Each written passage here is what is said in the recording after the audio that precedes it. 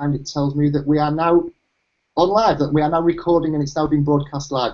Hello, good evening, welcome, good morning, good afternoon, good lunchtime, good day, good evening, good God, what are you doing up at this time of the hour? Whatever time of day it is, wherever you're watching this from, big thank you for joining us.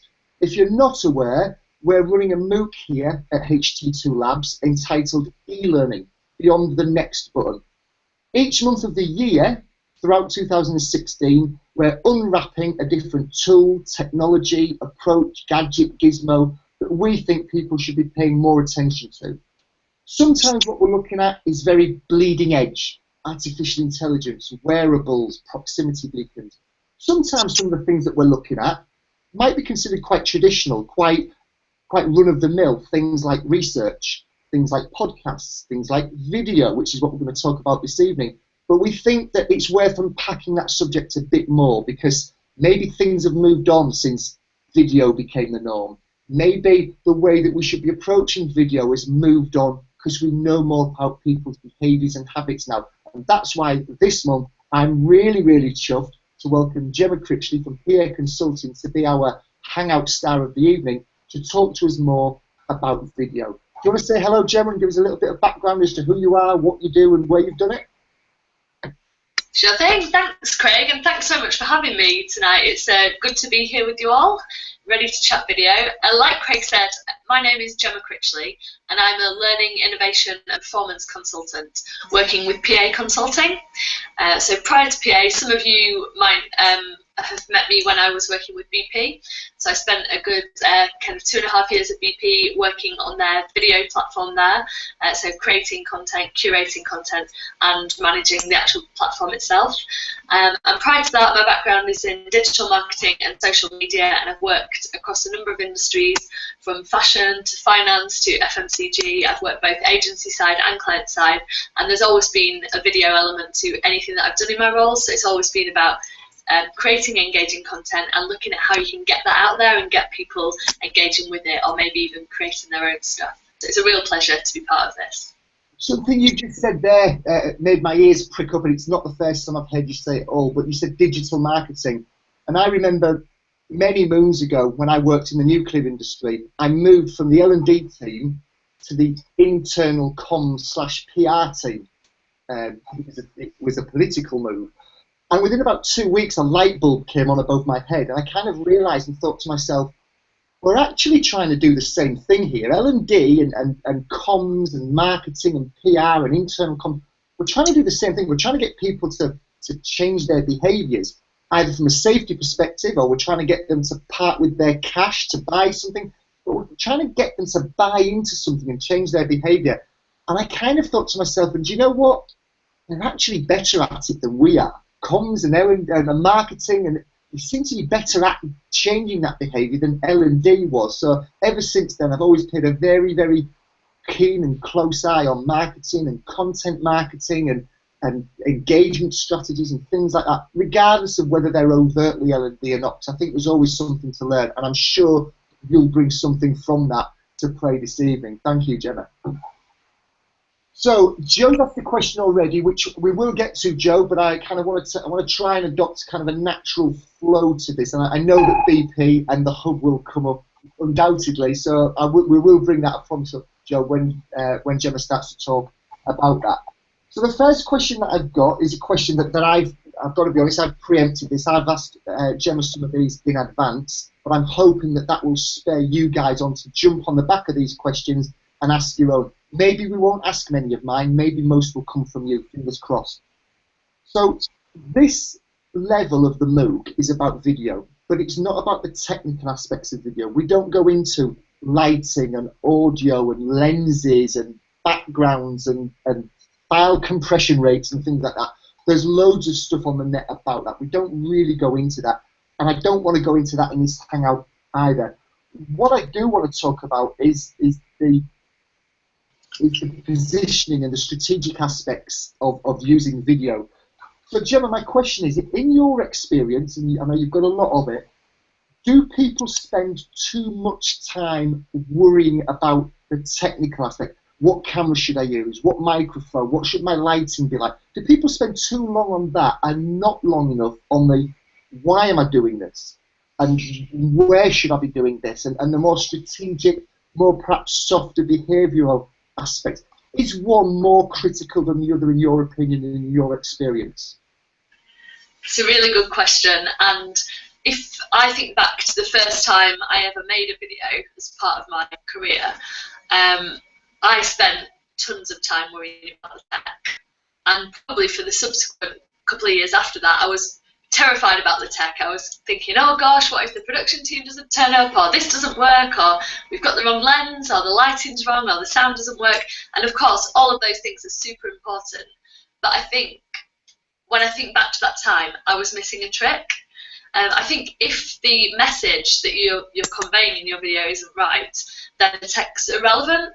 So whether the tech works or not, if what you're saying isn't something that people need or that people want to engage with, then it doesn't matter if it's got the best production videos and production values in the world. And if you think about the film industry and think about kind of Hollywood blockbusters that are absolute flops, they've had millions of pounds and great production values, but the content isn't right. And I think that's what's the most important thing here. It's really deeply understanding, particularly in learning, but in marketing as well, really deeply understanding your audience and what they need and what they want. So really understanding what the problem is that you're trying to solve with your video, and then really making sure you nail that. So I think if the message is right, then whether you've got kind of a huge production crew or you're doing it on your phone, it's not really going to be an issue. I think it's really nailing that need that's important.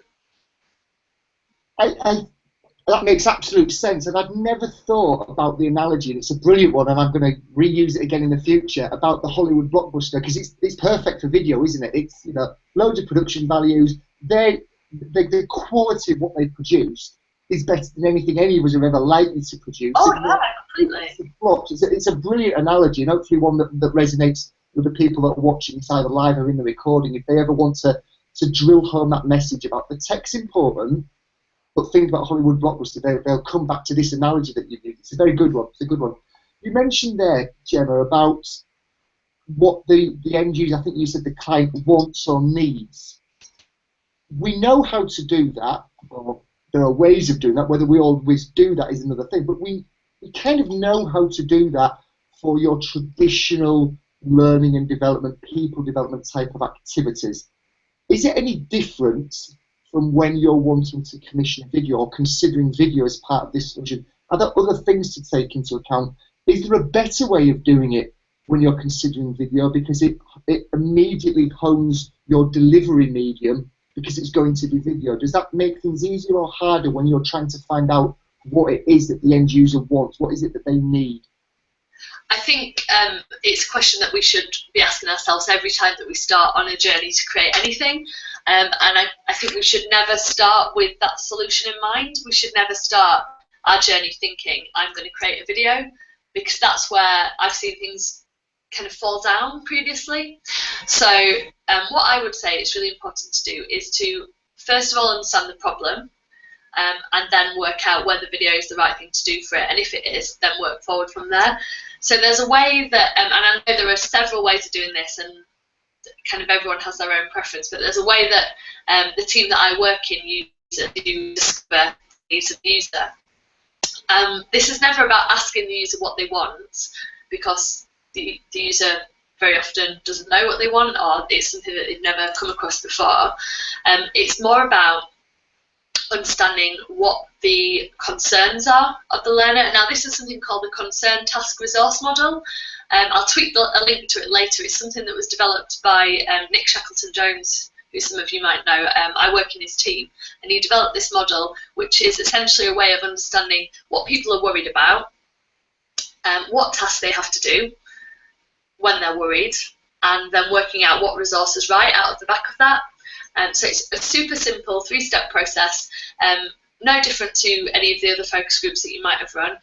Basically, get your audience together, ask them what they're worried about, ask them what they have to do, and then work backwards from there and see what would actually solve that problem, and use that to form the message of your video. And if it turns out actually a 2-minute video would be great, then fantastic. If it's actually a checklist might work better, or a quick guide or a tool, then go with that. So it's not about starting with the idea to create a video in mind, but it's about starting to really deeply understand what it is that your audience is struggling with and how you can help them. Brilliant, thank you, Gemma. I thought you were going to say that 5DI model, and I had that pasted, ready to paste in, and then you said. Oh, amazing! Well, it's part of that. So it's part of the discover phase, the second D. I've pasted the other one in now. I've pasted the concern task resource. Perfect. I will get the 5DI one, and I'll post that cool. one as well. Thank you, thank you. They're both part of the same process. So the concern task resource model is part of the discover phase when you're discovering what your audience need is. So that's how it fits in. Brilliant. I got it. Kind of got there all on the circuitous route. You've worked with video. You've worked around video for some time now at a high level. What, in your experience, is the single biggest excuse, and I'm going to use the word excuse, that you hear people coming out with, and is it a justifiable excuse, and is there a way around it with a different way of thinking or a different approach? What's people's normal get-out clause for not wanting to do video? There's always a get-out clause. I've come across most of them that you can imagine. I think there are two probably that I see of kind of two kinds. So one of them is, the first one is perhaps the easier one to address. It's the lack of. So people say we don't have enough time, or we don't have enough budget, or we don't have the skills. So when people are talking about a lack of something, there's always a way that you can get that. So if they're talking about a lack of time, you can address that by building it into a wider plan.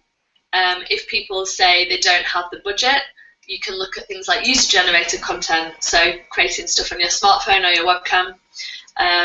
People don't have the skills. There is a wealth of stuff out there that can help you to create your own videos. So YouTube is my go-to on a daily basis. Even now, I'll still go on there, look for inspiration, look for tips if I'm editing something and I've come across something that I've not done before, straight to YouTube and find out how to do it. So using that as a performance support tool can really help where you have that lack of skills. It's not about needing to go on a year-long course to learn how to be a film producer. That's kind of not what we're here for. So that lack of is one of the big challenges that I've heard before. The other one I think is a bit more difficult to address, but it can be addressed, because I've come up against it myself before. And this is the one where it's more attitudinal or behavioural. So it's where I'm saying it's not for us, it's not for our organisation, video won't work. So a case in point, so I've previously worked with fashion, which obviously you would think is a natural hotbed for video, like outfit of the day, outfit posts. It was really quite tough to get them to embrace video, and part of that was it's not for us, it's not for our audience, it's not for our organisation.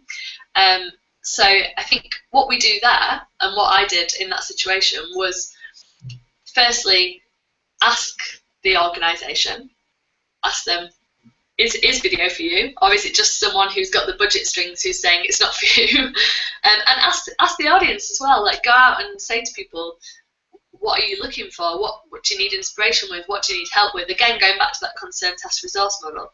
Now, in the case of the experience that I'm talking about, this was around kind of what to wear for work. So it was outfits. So it's not kind of learning in the traditional sense, but it's giving people insights and tips on how to put stuff together. Turns out that's exactly what people wanted. And the people who were holding the budget just had never been out and asked the question and spent time with their audience. So it goes to that point that I'll probably make again and again and again over the next half an hour, is speak to the people who you're making this video for. Making a video for yourself is great as a hobby, or if you're really passionate about something and you're making it for you. But I think if you really want to make a difference and really help people, I think you need to be speaking to them and finding out what it is that they're struggling with and what your video can help with. But yeah, those are the two. I think it's not for us, or we've got a lack of something. And the it's not for us one is generally a cultural piece. And sometimes there you have to take those baby steps. You have to sometimes take a risk. And sometimes just do something and not ask for permission, but seek forgiveness if it goes wrong, and just get something out there. And I'm a huge, massive advocate of DIY and just getting something done yourself. So if no one will give you any budget, most people have a smartphone. Most people have got the means to make and edit their own video literally on the go in their pocket. I think prove that it can work, get some good feedback, get some good data that backs up that people do want it and they are watching it, and it is engaging people, and then take that as a business case. But I think those are probably the two main ones that I've seen.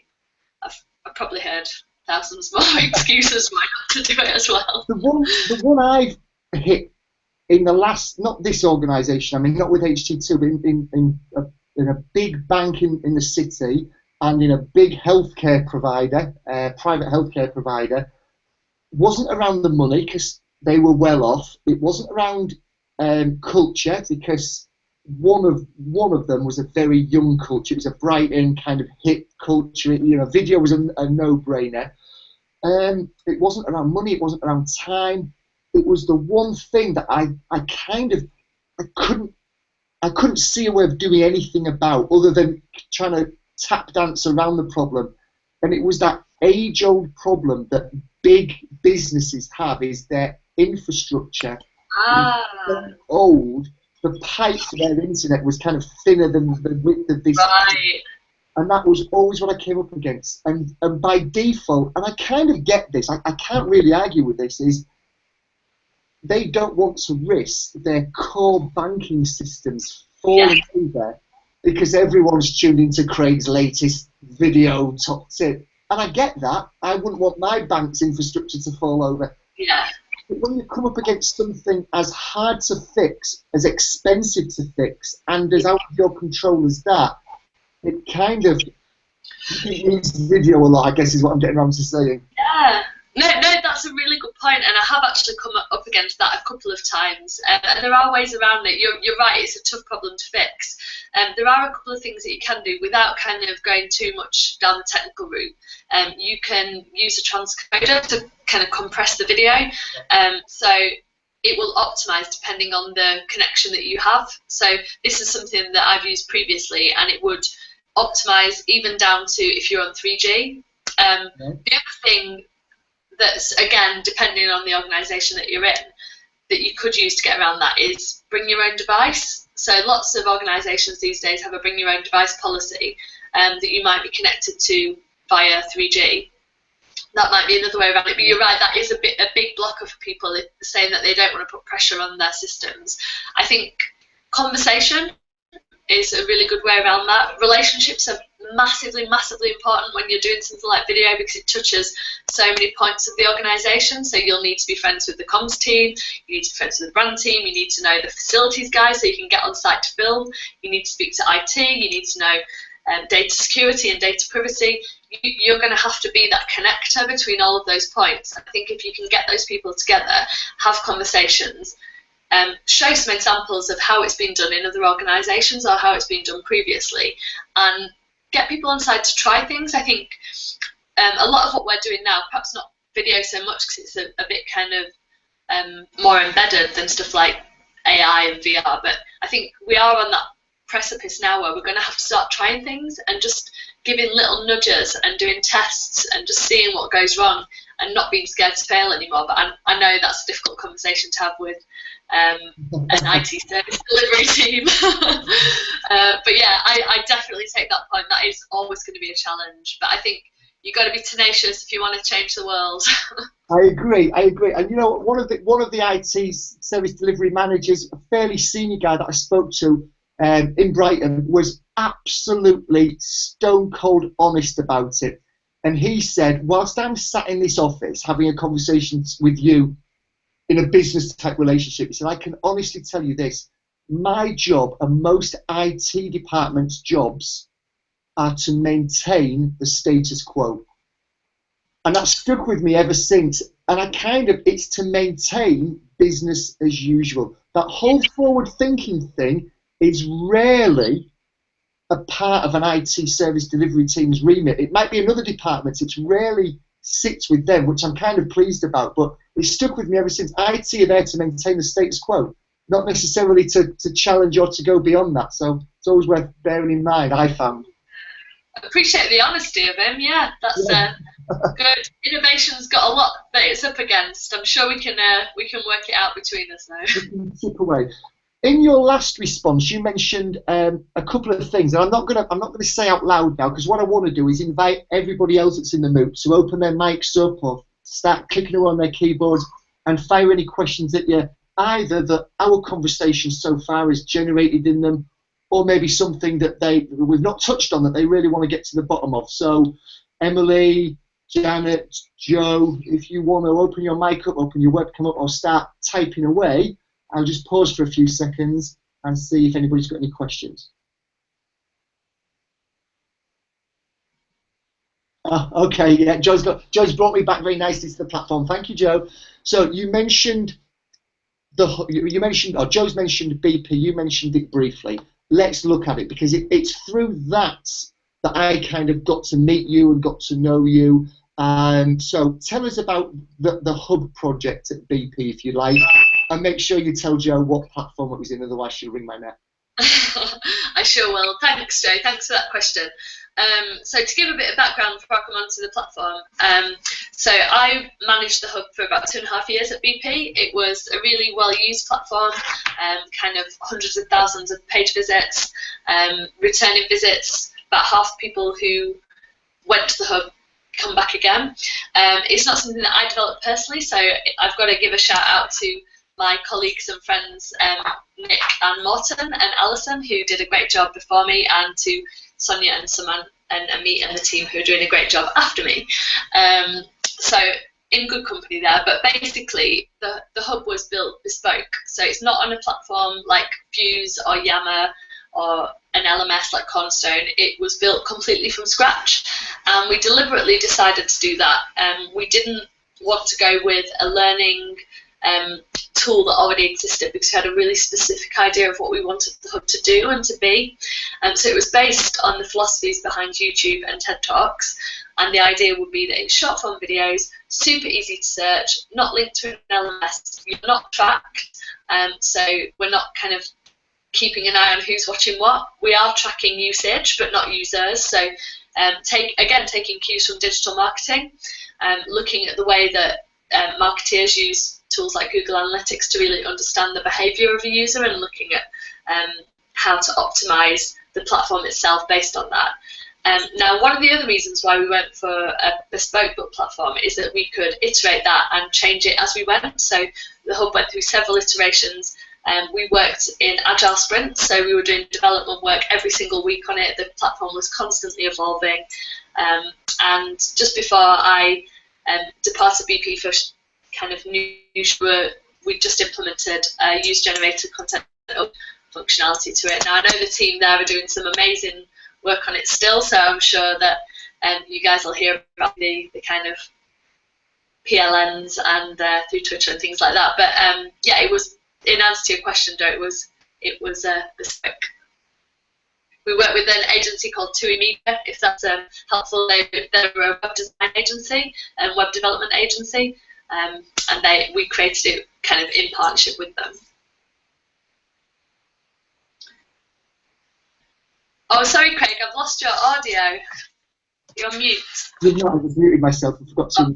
When Joe asked that at the very beginning, because I've seen you speak about it, I kind of thought in the back of my head, I'm sure this is bespoke, but I didn't want to steal your thunder. So that's all right. No thunder stolen. It is one of the. I've dropped into the chat panel there a link to a YouTube recording from, I think, the year before last, Learning Technologies, where Jenna. Where Gemma was on the big stage at Learning Tech, speaking about not just her work at BP, but the use of video generally. So I'm sure if you want to go and look at that, she gave some examples. I think there were some videos that were shot whilst you were at BP that were in there, that told a story, that had emotion, that tapped into the effective context. If Nick is watching, there'll be a tick in the box there for mentioning that. So if you want to go and have a look at that after the Hangout or at some point in the future, definitely worth checking out. She does get heckled by a young man in the role at some point. But, that's when I first met you. Your heckle was our first meeting, Craig, I think. I heckled you from afar. Because of that fact, was the front row. So go and have a. Yes, it was a young man, Joe. It was a young man. It was 2 years ago. I look even. Joe's made a really good point in I'm just having a look at the chat here. Yeah.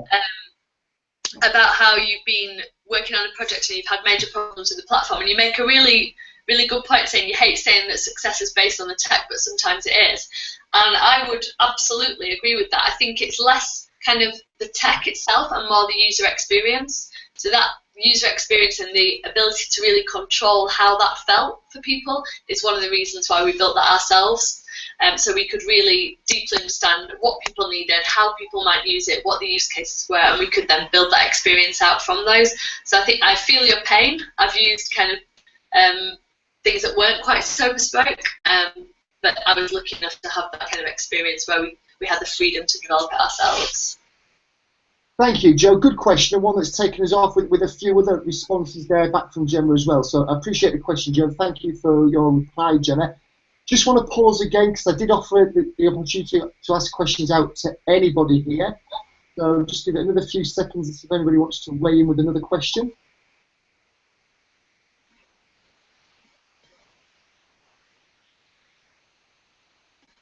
Then I shall. I'm kind of asking this on behalf of somebody that's in the Hangout. They'll know exactly who they are when I ask the question. So this one's around data. It's for you, Janet. This one's around data. You mentioned a couple of minutes ago about tracking usage rather than users. You mentioned hundreds of thousands of users, returning users. From a data perspective, what do we need to be thinking about? I mean, there's the obvious things like page views, and I'm thinking here with my YouTube head on, kind of page views, maybe subscribers to a channel. Is there anything more advanced that we can do with video data? It's kind of a loaded question because I've used a platform in the past that did give a little bit more than just simple stats, and that's why we went with it. But my usage of video is nowhere near yours. So I'm just interested, where can we get clever with the data? And have you seen anybody using the likes of XAPI and things like that to get even more data out of the video usage? I think it's definitely kind of an untapped resource, data at the minute, especially in learning. So marketers are super clever with this stuff. They're doing absolutely tons. But I think it's something that, for one reason or another, the learning community's maybe shied away from a little, and I think that's linked to historically the way that we've tracked users, like you said before, users rather than usage. And so it's always been about completion rates and compliance and understanding who's done what, and tracking people that way. So I know tools like Cons are great for that kind of thing.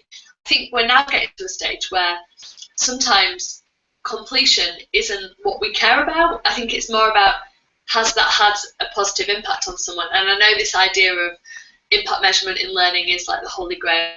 No one's kind of really got it right.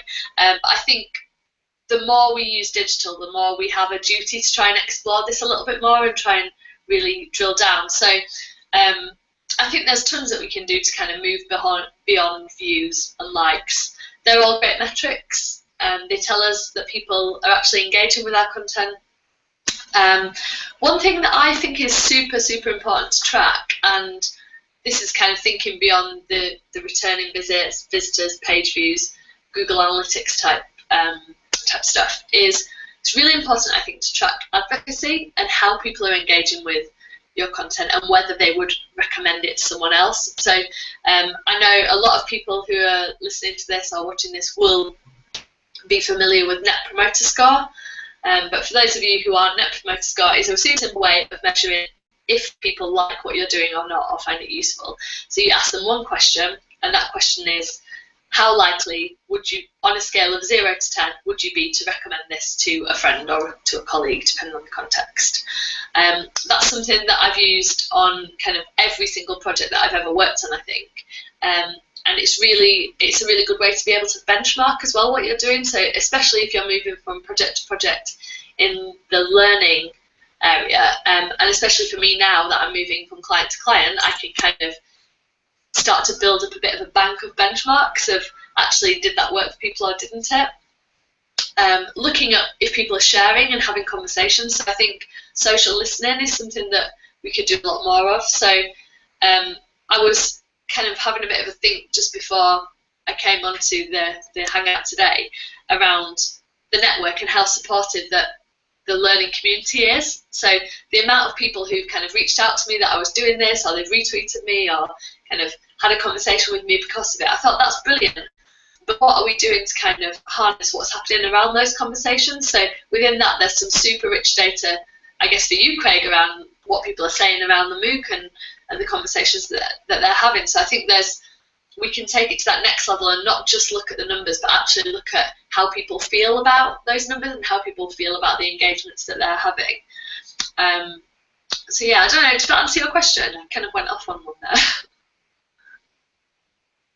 I think you might be on mute. There we go. It did, and I think it answered it in a way that was kind of music to my ears, which was around whatever data it is that you're looking to get, whether it is just kind of traditional, easy stuff, whether it's the harder to get to stuff, it should all be about what's, is it having the impact that you want it to have, or if it's not, at least I know that it's not having the impact. It's all about, is it affecting people's performance? Is it having the impact that I desired it having, rather than just, we had 7,000 page views. Brilliant.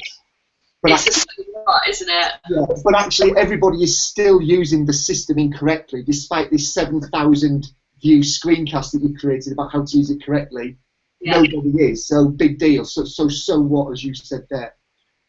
Janet's dropped in, thank you very much, Janet, a link to the XAPI video community of practice. I mentioned XAPI, it's something that we're crazy about at HT2. We're doing more and more about. Janet is up to her ears in it. Thankfully, it's Janet. Is up to her ears in it. So there's a community of practice there specifically talking about video and XAPI. So again, maybe interested going to have a look at that.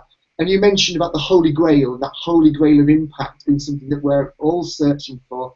I don't profess to have found it, but I have found that the Brinkerhoff success case method, which isn't unfortunately a widely known evaluation method, which baffles me that it's not more widely known, is as close to the Holy Grail as I've managed to find. But it does take a bit of work. It's not just a throwaway happy sheet or something like that. There's a bit of work involved, but if it's worth doing, it's worth investing a bit of time in. So I've dropped that link in today if anybody's interested in taking a look at that. Well, thank you. I wonder, just to build on that, you made a really good point that made me think of another kind of thing that we can do with data, and that is put a control in place before we start to use video. Or we measure something and then we measure the uplift in it afterwards. So as you might do if you were trying to convert sales. So one super practical example of this is videos for something like Yammer, or like a how-to guide for IT help desk for something like if you're trying to use Link to make phone calls, for example. So you can measure the number of phone calls that people get about a particular issue on the help desk, and you can then create a video, seed that out there, get it out to people who need the help, and then measure the number of calls to the help desk afterwards. And then you've got a real super tangible way of saying, look, this video made a difference to that number of calls. Hopefully create a drop in the number of calls. But I think things like that make people take video seriously. I think very often it's seen as a nice to have, or a fluffy kind of oh, it's a comms piece, it's fine, it's not integral to what we're doing, it's not really going to impact people's performance. But I think if we can get really serious about how we're using data, that's going to take us leaps and bounds to getting past those IT conversations and to doing the budget conversations. You can use data to help you with those. I absolutely agree, and the example that you've given there, to me, that's what I call it's a real-world measure. It's something that exists in the real world of the business, outside of the L&D cocoon. It's not a made-up piece of data or a made-up measure for us to prove that we're worth keeping. The help desk record the amount of calls that they get. They do that anyway. They do that if we didn't exist. So by using those real-world measures, whether it's video that we're trying to run up the flagpole or something else, for me, any real-world measure that the business already uses is one worth tapping into, rather than an artificial one. Yeah, definitely. Something else that you mentioned earlier on, Jenna, was about UGC, user-generated content. Now, it's been quite fortuitous, but only, I think, yesterday I received a comment in the MOOC that got me thinking about UGC. Let me give you a bit of context. About 5, 6, 7 years ago, I recorded on a very old smartphone in a very echoey conservatory in an old house with far less grey hair than I do now, a video that I uploaded to YouTube. It was a proof of concept video. What I was wanting to show people was how you can use YouTube to create branching video scenarios by using the hotspot feature on your videos to branch to another YouTube video. So it was never meant to be professionally done by any stretch. It was a proof of concept. But I uploaded it into this MOOC because I wanted to show people, here's an example of a really high-end piece of video branching, and here's my efforts here at the really low end. One was much quicker and cheaper to do than the other. My question was, the low production quality of this, would that fly in your organisation? Or it was words to that effect. And one person came back and said they didn't think it would fly because, and I'm paraphrasing, it's not what she actually said, but because they've kind of been spoilt by having high production quality with everything that they do. They probably would accept the lower end. Now, just in the process of this call that we're having now, I've kind of thought to myself, would it fly?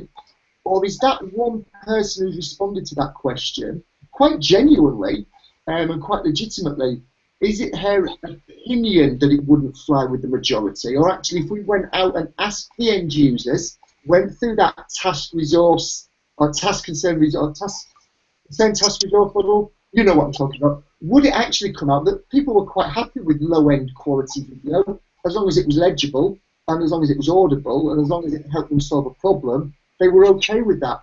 So I guess my question to you is, where's the time and place for the high-end stuff versus the user-generated stuff? Is it worth going in with the big books first to have that wow impact and then dilute it? It's not a nice word to use, it makes it sound lesser quality, but introduce UGC, or do you go with the UGC first because it's quick and it's cheaper and you're more likely to get a quicker win because it's quicker to do? UGC versus high-end. What are your thoughts, Jenna? So, UGC versus high-end.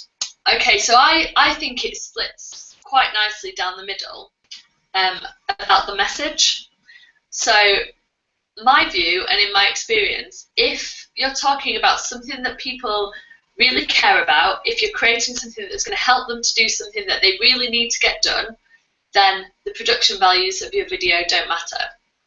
I think if you're trying to get people to care about something, that's when you need to use a bit more oomph and a bit more technique. I think that's when you can bring in storytelling and you can bring in higher production values because you're trying to sell something to someone. So let me give you an example. So the example of the user-generated content video. I was working from home quite a while ago, about 6 months ago now, and just happily, merrily typing away. I had the washing on in the background. I thought I'd take advantage of having a bit of time at home to get that done, when all of a sudden felt my feet getting wet from underneath, and lo and behold, as I was typing away, the washing machine had just started to leak everywhere. What did I do? First thing, straight onto YouTube, before I called the plumber, before I looked for the manual for the washing machine, straight onto YouTube, typed in the make of the washing machine, found a video. It was some guy in his kitchen on his phone, 30 seconds long. Here's how you pull the filter out and find all the hair grips that I'd got stuck inside the filter. But in that case, I literally did not care what the production values of that video were. I just needed to get something done. Kind of on the flip side, if you have something that you're really trying to get people to buy into, so I suppose taking it out of the flooded washing machine scenario and putting it more into a work context, where I've seen high production values work really well are for things that are perhaps a top-down message, so they're things that the organisation wants people to buy into. So things like values and behaviours that people might not automatically kind of get on board with. If you can tell a really compelling story around that, then I think that's when the higher production values can really come into their own and help to kind of get people on side. So I think if you have a real need, the production values don't matter. If you perhaps need to be convinced, that's where you need to put a bit more legwork in. Does that make sense? It does make sense. And as one of the first words you used in your response was, I think, care about, and it immediately triggered another one of Nick's blog posts about the care curve. It's quite an old post now, but I've reproduced this on flip charts on the walls many times about the further along someone is on the care curve, the more or less effort is needed. And if you follow that link, it's the latest link that's in the chat panel there, folks. If you have a look at that, you'll see there's a diagram. It's one of those things where you look at it and you think, oh yeah, of course it's that. But actually, until you see it, until Gemma reminds you of it, it gets lost. So it does make sense. I guess there's a word of caution, I suppose, there, though, isn't it, and it's to echo what you've already said. When you ask people, when you've got that initial commissioning meeting, is this something that people care highly about? And you probably phrase it more cleverly than that. Is not just necessarily taking the answer that person commissioned you, because the answer they're probably going to give is, oh yeah, they care really deeply about the mission, vision and values of the business. Because it's one of my objectives for this year to make sure they care about it, getting to the end users and finding out if they care about it, getting past that person who's going to give you the answers that they think you want to hear. It's important. Completely. Always questioning, I think, never taking anything at face value, and it's kind of it can act as a double-edged sword. So I think when video does start to gain momentum within your organisation, suddenly you'll be overcome with requests and people say, we want a video and we need to do a video for this and we need high production values for this, and it's being able to drill beneath that and kind of embrace the enthusiasm, but to be able to say, actually, let's look at what we're really trying to achieve here. Is this the right thing to do? And just poking it a little bit and asking those questions. We've got a question from Joe that popped up a few minutes ago, and it touches, I think, on what we talked about earlier, but maybe we didn't actually get to the obvious response between us, which is what Joe, I think, is nudged us towards. What's your favourite way of convincing someone? Is it data? Is it a case study? Is it showing them that their competitors are doing this? Is it something else? Is it a combination of things? How do you go about convincing the naysayers? That is an awesome question. I wish I had kind of a one-word answer of this is how you do it. I think for me, and I think it all comes down to personal style, everyone will have their own way of doing this. For me, it's about really understanding what's important to that person who you're interfacing with. So if you're having a conversation with IT, understanding, like you said, Craig, you had that great bit of insight around that his job is to, or her job is to maintain the status quo. So if you go in armed with that knowledge, or you can get that knowledge out of someone when you're in that session, you know that you want to play directly into what their objective is and look at it like a shared objective. You're going to try and get there together. So I think just to really understand the person that you're having that conversation with and understanding what's driving their kind of fears or their concerns. Because it's probably 10 out of 10, it's not going to be what they say it is. It's actually something deeper than that. It's that they don't want to look silly in front of their boss, or they really messed up on their budget last month, so they've got no money this month, or something like that. So I think it's all about asking those questions and just really understanding the people who you're working with and being able to deliver something that is seen to be helping them as well. One of the other things I think on that line, and again this is probably my personal style, is I think it's super important to bring people along with you on that journey. So to just take a commission and run and do the film would be easy. You could go away and kind of have loads of fun, make your film and bring it back and everyone would be happy. I think it's a much richer process if you can bring that person along, particularly if they're a detractor, on that journey with you and say, look, join us on the shoot, come sit with us in the edit. What do you think about that? What's your idea? And really doing it in a collaborative way, I think is going to get you a much better end result, and they'll then go forward and act as an advocate for you in future. So I think it's just about kind of collaboration and doing things together. Advocacy, again, you mentioned it earlier on, you've just referred to it again back there, the advocacy. Is what I'm hearing right here, Gemma, it seems that, we weren't talking about the technical aspects in this hangout, and we barely touched on that, which is brilliant. We're talking more about the strategic, why we're doing this, how should we be doing this, do we need to be doing this at all? it seems that the skill, and I guess it's, I guess this shows that it's not a different skill than any other type of thing that we choose to do or path to go down. It's about asking good questions. It's about having good conversations. It's about challenging, prodding, provoking, not taking the first answer that you get. It's just about talking to people. And if you talk well enough, and if you talk for long enough, and if you have the right talk, then you're going to get, hopefully, to the answer that you want to get to. It's not. There's no real dark art in using videos well strategically, other than good conversation, good consultancy, as Joe's mentioned. Yeah, I think that's absolutely right. I was just going to mention, Joe's put in the chat, good consultancy, good relationship, good communications. I think having a passion for it is always a good thing. Tapping into passion in your organisation. We talked a little bit about user-generated content. Tapping into people who want to get involved. So I was super surprised on kind of at least 3 occasions when I've gone out into different organisations and said, would you be up for getting involved in making video? And people have come back to me all sorts. They've said, oh yeah, I made a pop video once, and I was in a zombie film, and I'm really into it. I film my kids every single weekend when we go out to the park, and it's brilliant to kind of tap into that natural passion that people have for it and be able to kind of empower them and create something cool together. You've jogged my memory there. I used to work at a very conservative, very senior Japanese bank. Banking is traditionally quite risk averse. A Japanese bank, with all of the culture that goes with that, was a very unusual place for someone like me to be working.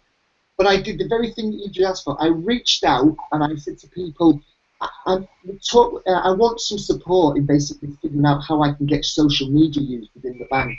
And I sent it to a group of relatively new starters because I wanted a new starters perspective.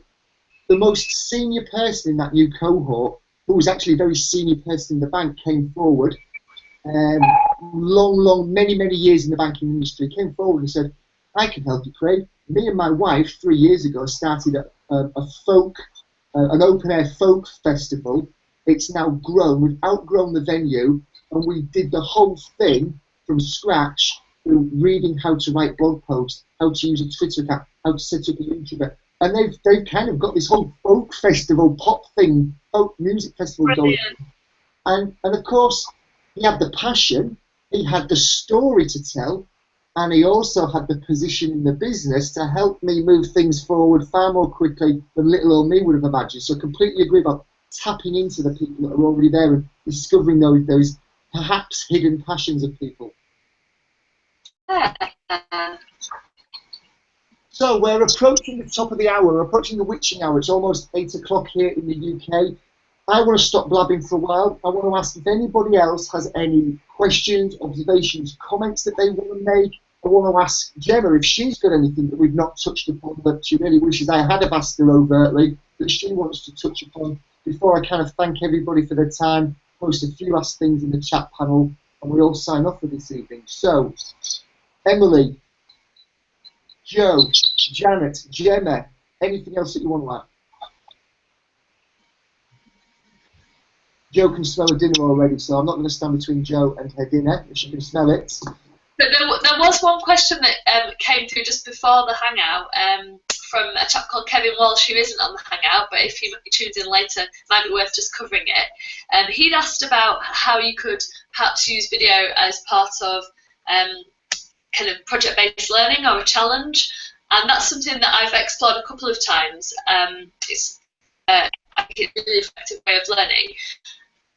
Also, a really effective way of giving feedback is through video, so you can build video feedback into that challenge-based learning. If you're working in dispersed teams, for example, you can share ideas, send them over to someone, get them to film their response or their reaction and send them back, or share them via whatever social enterprise network you're using. So I think feedback loops are another kind of amazing advantage that comes out of video. Just a quick observation.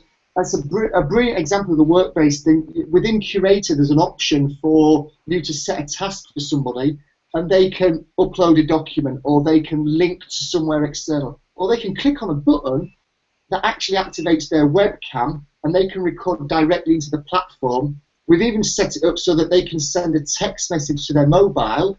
They click on the text message, and that activates their phone camera, and they can record directly into Creators. Awesome. We often set tasks. In fact, next month, almost tomorrow, next month, is about space learning. And for anybody that's in the MOOC at the moment, I've just given a little bit away, but one of the tasks at the end of that level is to conduct a little bit of space learning on yourself around a video for the book Make It Stick. Thank you, Janet, for pointing me in that direction. So yeah, so using video as work-based. We've also had a client, Intercontinental Hotel Groups, who used a MOOC type approach for having excellent conversations, and they heavily promoted people recording their experiences and recording their successes and wins of having excellent conversations directly back into the MOOC. So yeah, completely behind you on that, about using video for a project and a work-based learning thing. Last quick question from Emily. Hi Emily, thanks for asking something. Ever so quickly, what's the best video project you've been involved in, Gemma? And I guess the follow-up question is, why was it the best? Great question. There are so many I've absolutely loved working on. When I was at BP, I was fortunate enough to travel quite a bit. Made films in kind of America and in Brazil. More recently, I've been kind of making films, speaking to users and getting them to share their own knowledge, which has been really cool. I think my favourite project that I worked on, it was actually when I was at BP, and it was part of International Women's Day, and this was a user-generated content project. So what we did is we asked people to share how they were making gender equality happen for International Women's Day, and we had a whole kind of enterprise social media comms plan behind this. We had a whole communication suite going out around it, and we encouraged people to share kind of what little thing they were going to do in their day-to-day life, just a kind of 5-second, 10-second burst of what they were going to change. And I was absolutely bowled over. I was overwhelmed. Like, I'm not afraid to say that I had goosebumps, I shed a tear or two. People were really kind of being open and honest and sharing their experiences, all shot on their own smartphones or on their own cameras, and just sent over into a shared folder, and we edited them all together. And it was kind of one of the cheapest, simplest, light touch pieces of work that I've ever done, but it was just so rewarding to be part of it and to see the kind of power that video has, and that how it can bring people together. And we had people from New Zealand and from India and from Singapore and from London, Aberdeen, America, everywhere, just kind of sharing all of their experiences. And that was something that I was super proud of being able to be part of and to kind of bring there. So yeah, that was probably my favourite. Well, if it's giving you the goosebumps and a tear in the corner of the eye, it sounds like it definitely struck home. So, so great effort. I think I've seen one of those clips. Did one of them have a group of ladies against a backdrop of a wall, and Barbara Thompson was in the lineup? I'm sure I've seen something like that. Maybe we replicated it the year after, so it might have been one of two. So right, okay, yeah, I've seen something on those lines. It makes sense. It resonates. Okay, folks, I'm now going to thank Gemma from the bottom of my heart. It's now 3 minutes past 8, so we've overstayed our welcome slightly. Gemma, a huge thanks. I know it's taken a bit of time for us to coordinate diaries and things, but it's fallen into place at last. This has been a brilliant hangout. There's so much in here that's kind of, for me, it's obvious, but it's obvious when someone says it out loud to you and makes you kind of stop and think, oh yeah, that's the thing that we should be doing. There's lots of links have been posted in here from me and from other people that are in the Hangout as well, which is brilliant to see people getting involved in that. I hope, Janet, that there's been some ideas in here from you from a data perspective around video and how we might make better use of it. And of course, everyone, I hope there's been something in here for you, even if what's been in it for you is, don't approach this any differently than if we were doing anything else. Don't think of video as the solution. Go and have good conversations, and the right answer will hopefully come out of those conversations. And it might be video, in which case you can start talking technical stuff.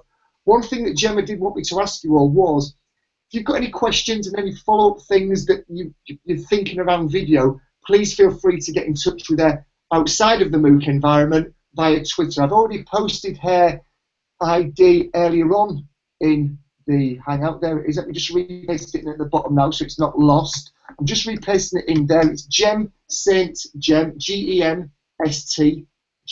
I've posted it in there.